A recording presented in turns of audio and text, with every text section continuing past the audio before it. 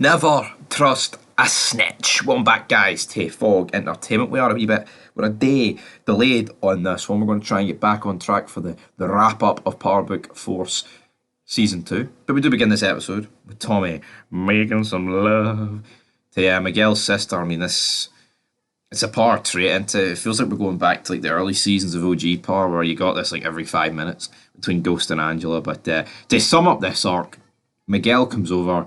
Let's wipe out the Serbs, but not do it with blood. We'll do it by cutting off their pipeline. And then later on the episode, she visits Tommy again. And who sees it? Gennard. Gennard sees it. Holy moly. Gennard sees it. What's he going to do? He takes a couple of photos, videos, etc. And then we've also got some other stuff going on there with Gennard, which we'll get to at the end of the episode. Will he use this leverage to get Tommy out of CBI? No, he won't. It's ridiculous. But anyway, then we've got Diamond, piss test. The guy's telling me, you're a good boy. How about you do a little speech at the ceremony? Alright, fair enough. Diamond reluctantly finally agrees to it. The task force, though, they're pressing Fick. Fick's having to wear a wire, which is like it ain't 1985 anymore, Fick. The wires are pretty much undetectable, and it was a chain with a switch on it. Will he be able to get any good information on this? Who knows? Shanti, the boxing woman, bullies one of her members, and it's like, yeah, let's make the woman look so strong here. It's probably be up Gennard as well, to be fair. But then we get like the meeting of all the crews, and essentially they're going to get the DSDs on board. The Serbs are going to be dealt with, Tommy says, but everyone's not exactly happy with how he's going to be dealing with them. Then Fick and Gennard have a conversation, which I thought was alright, but how's this going to go down? Well, I'll tell you how it's going to go down. Tommy and Fick are going to meet with the DSDs, and then we're going to get Diamond. He's going to be doing his wee fundraiser speech. But Fick, he's pressing close with Tommy. Tommy's noticing all these tales as well. Then the Serb thing gets put in motion. Mirkovic ain't exactly best pleased about it. And again, it's like, all these situations could have been easily avoided. Like, why do they put Tommy, though, right, in a situation where he's, like, untouchable? When every character that he's antagonised in this show has had about 5 different opportunities to kill him. I mean, earlier this season, Tommy was sitting in fucking Mirkovic's restaurant, bad-mouthing him, and Mirkovic just accepted that, which I found hard to believe. Tommy, though, goes to Shanti's boxing place. These two don't get on. It's like, even the way he's speaking to her, it's like, could just kill her at the end of the day. With MC Claudia and her lesbian friend to get her jewellery stole off in the club. It looks like they've made a deal with Shanti. How's that going to go? Guess we'll have to wait and see. But again, it's just not really doing anything for me, Claudia. I don't like the Flynn children. I think Fick, right, had so much potential, but he just turned into a whiny little bitch ever since Gloria died. And it's a shame they actually kill off Walter and Polly.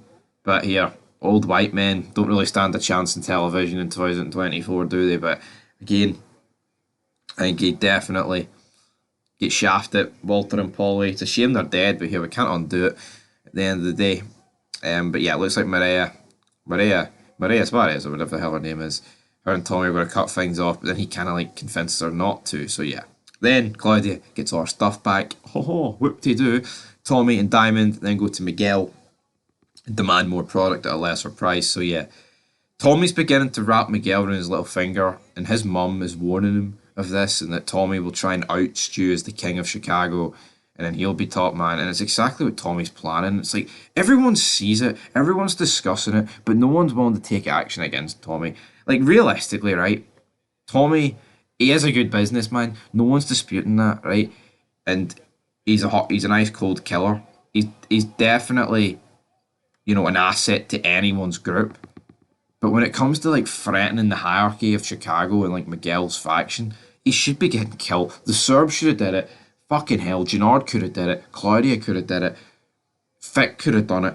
Walter could have done it. Pretty much everybody in this show, man, could have killed Tommy at this stage of the game. But no one's doing it. Diamond gives a speech. Looks like the father, who he told to back off a few episodes ago, has backed off, and he's going out on a date with a wee kid that he's teaching boxing. The woman comes over, rips off her dress, just lingerie. I don't want a date. I want the Diamond Express, motherfucker. And that's pretty much how that goes down. Tommy and Fick then go meet with the DSDs. get his back windy of his Mustang put in. They talk with him. And essentially, this guy's like, you know what? Fuck working with Miguel. I'll work with you, Tommy. I'll pay for the windy. I'm sorry. Vic had the entire meeting on the wire, but he probably won't be able to. He won't even be able to show the wire because of what happens next. Him and Tommy drop each other. Tommy drops him off, and then what happens? I'll tell you what happens. He's like, oh, why you guys tail me? Tommy noticed the tail. He's speaking to the cop.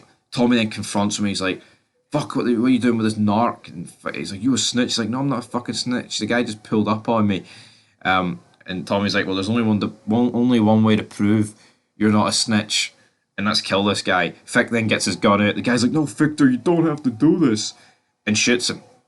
And it's like, yeah, right, these guys would know, like, Vic's name, right?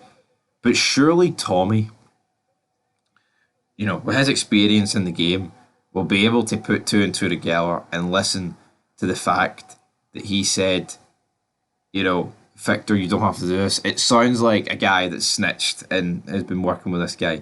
Now, yeah, like, if Tommy pulled his gun on this guy and was about to shoot him, would he have said, no, Tommy, you don't have to do this? Potentially, but I don't think he would have said it to the same demeanour. So yeah, I mean, I think if Tommy's got any bit of a fucking brain cell, he would realise here that Vic Flynn is a rat. But if Vic Flynn has any sense, the wire would have been turned off at this stage of the game, right? But again, I'm not too sure about who had the wire at the end of this episode. I wonder if Vic actually gave it to this cop. I don't think. Wait, I'm going to tell you right here if Vic's still wearing the wire. Maybe he left it. Yeah, I don't notice it. He probably left it in his car. So, yeah, I mean, Tommy should be well aware that this guy he's a bad man. Also, Gennard tells Shanti about that Tommy's sleeping with Miguel's little sister. Miguel kills everyone that sleeps with his little sister. I mean, he wants some of that action, right? No, I don't get. Then she's like, no, you don't interrupt your enemy while he's making a mistake. Hold on. Tommy's already made the mistake. He's sleeping with Miguel's little sister. What, like, and you've got video and photo proof of this? This is so forced. I think Miguel will find out. But why doesn't Gennard just, like, send these photos to, like, Miguel's fucking email or something? It doesn't make it. It's just all like plot purposes, isn't it? It's like why? What's the mistake he's doing? The only mistake next up for this is Miguel caught him in the act. But I don't think he's going to do that. So, yeah, I'll give this episode, troops, 6 out of 10.